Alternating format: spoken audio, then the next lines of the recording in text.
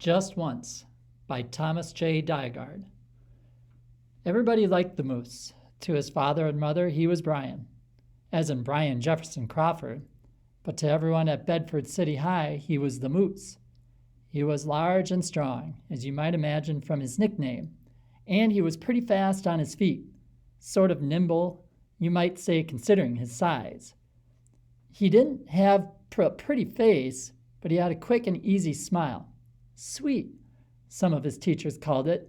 Nice, others said. But on the football field, the Moose was neither sweet nor nice.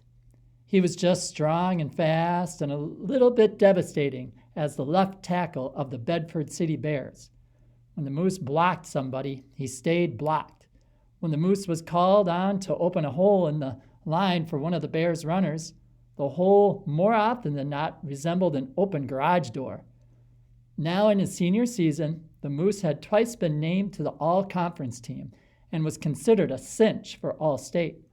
He spent a lot of his spare time, when he wasn't in the classroom or on the football field, reading letters from colleges eager to have the Moose pursue higher education and football at their institution. But the Moose had a hang-up. He didn't go public with his hang-up until the 6th game of the season. But looking back, most of his teammates agreed that probably the Moose had been nurturing the hang-up secretly for 2 years or more. The Moose wanted to carry the ball. For sure, the Moose was not the first interior lineman in the history of football, or even in the history of Bedford City High, who banged heads up front and wore bruises like badges of honor, and dreamed of racing down the field with the ball to the end zone while everybody in the bleachers screamed his name.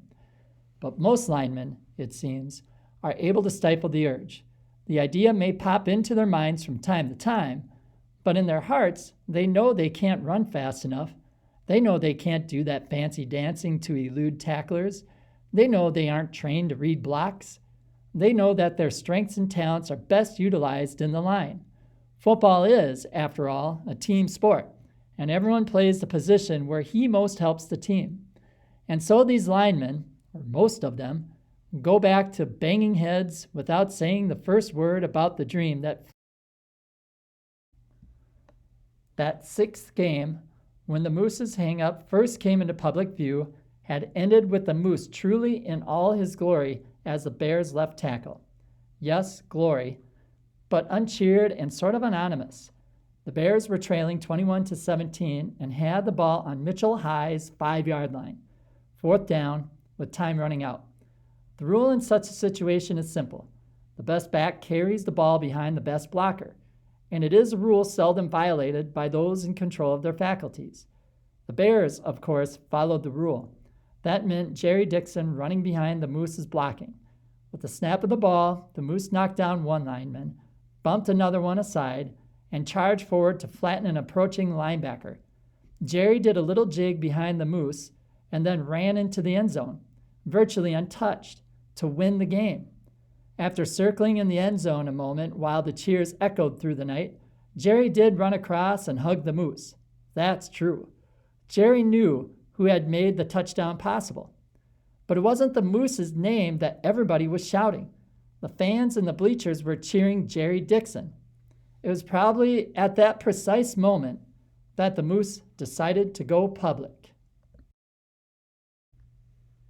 In the dressing room, Coach Buford Williams was making his rounds among the cheering players and came to a halt in front of the Moose.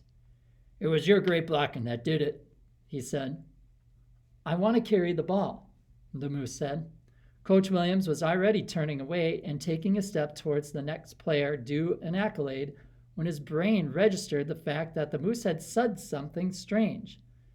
He was expecting the Moose to say, "Aw, gee, thanks, Coach." That was what the Moose always said when the coach issued a compliment. But the Moose had said something else. The coach turned back to the Moose, a look of disbelief on his face. "What did you say?" "I want to carry the ball." Coach Williams was good at quick recoveries, as any high school football coach had better be.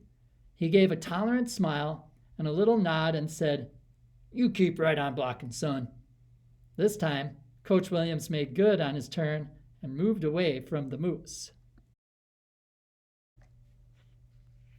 The following week's practice and the next Friday's game passed without further incident. After all, the game was a road game over at Cartwright High, 35 miles away. The Moose wanted to carry the ball in front of the Bedford City fans. Then the Moose went to work. He caught up with the coach on the way to the practice field on Wednesday.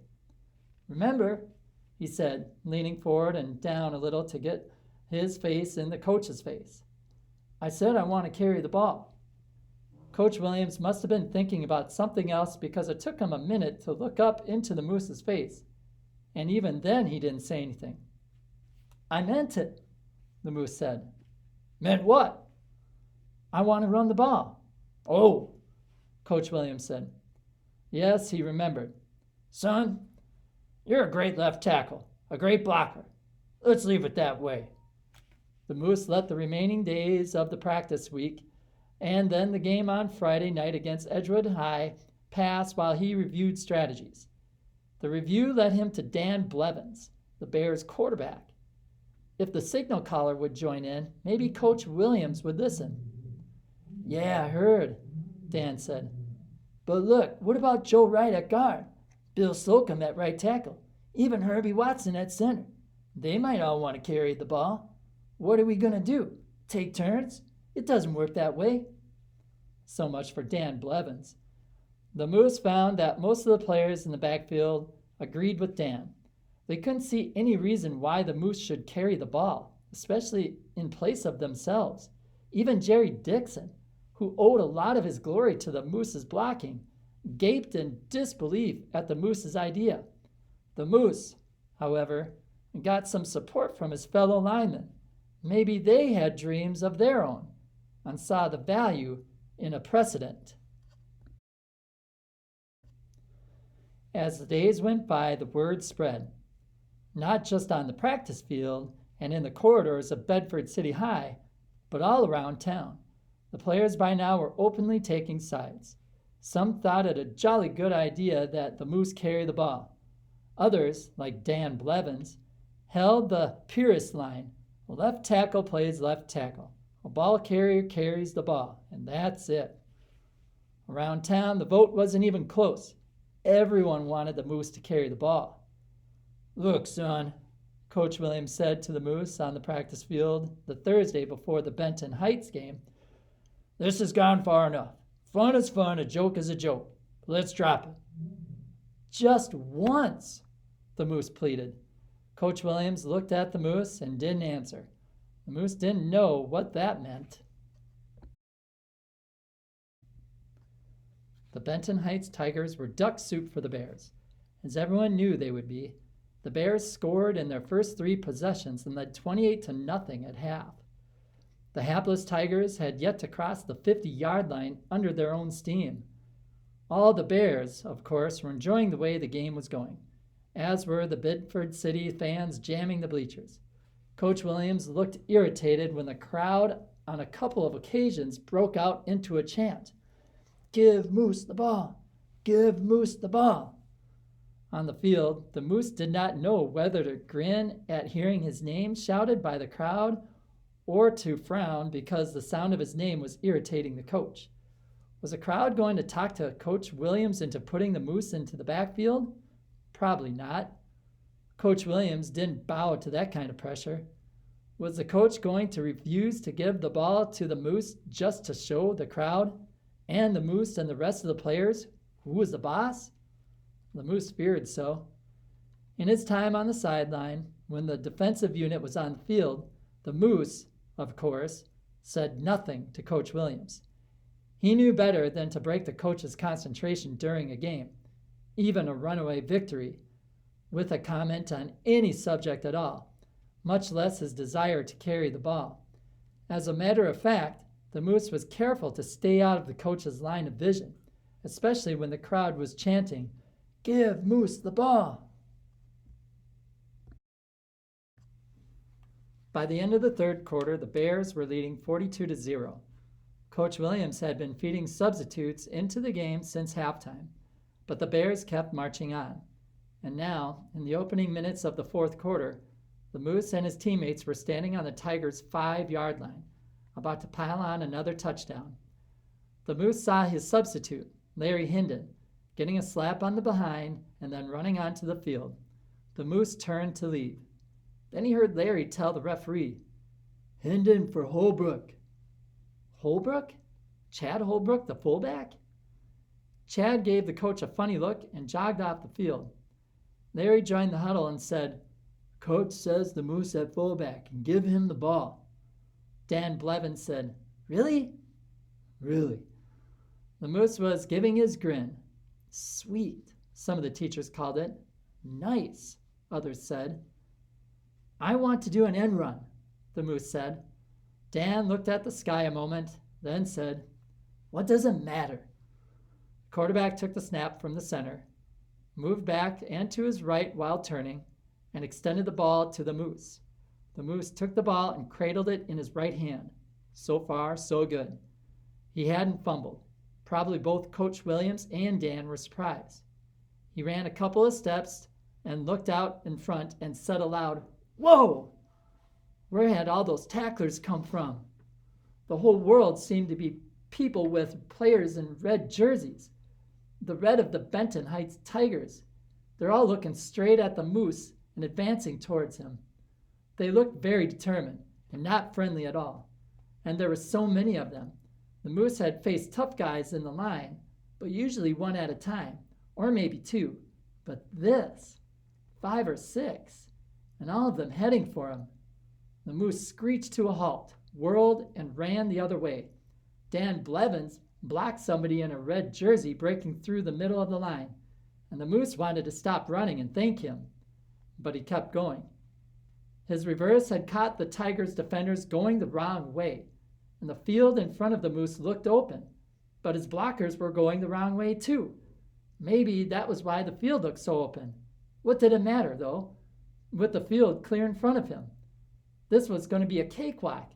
The Moose was going to score a touchdown. Then again, whoa!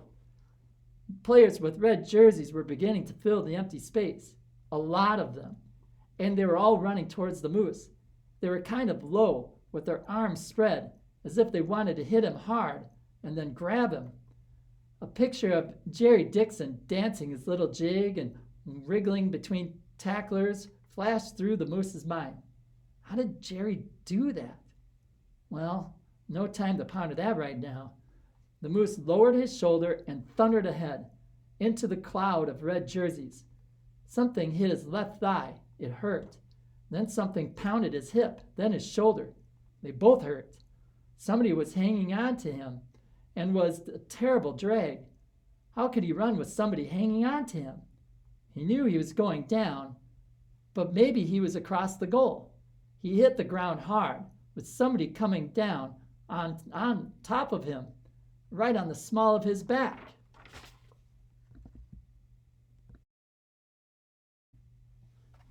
The Moose couldn't move. They had him pinned. Wasn't the referee supposed to get these guys off? Finally, the load was gone, and the Moose, still holding the ball, got to his knees in one hand, then stood. He heard the screaming of the crowd, and he saw the scoreboard blinking. He had scored. His teammates were slapping him on the shoulder pads and laughing and shouting. The Moose grinned, but he had a strange and distant look in his eyes. He jogged to the sideline, the roars of the crowd still ringing in his ears. "Okay, son?" Coach Williams asked. The Moose was puffing. He took a couple of deep breaths. He relived for a moment the first sight of a half-dozen players in red jerseys, all with one target, him. He saw again the menacing horde of red jerseys that had risen up just when he thought he had the clear sailing to the goal. They all zeroed in on him, the Moose, alone.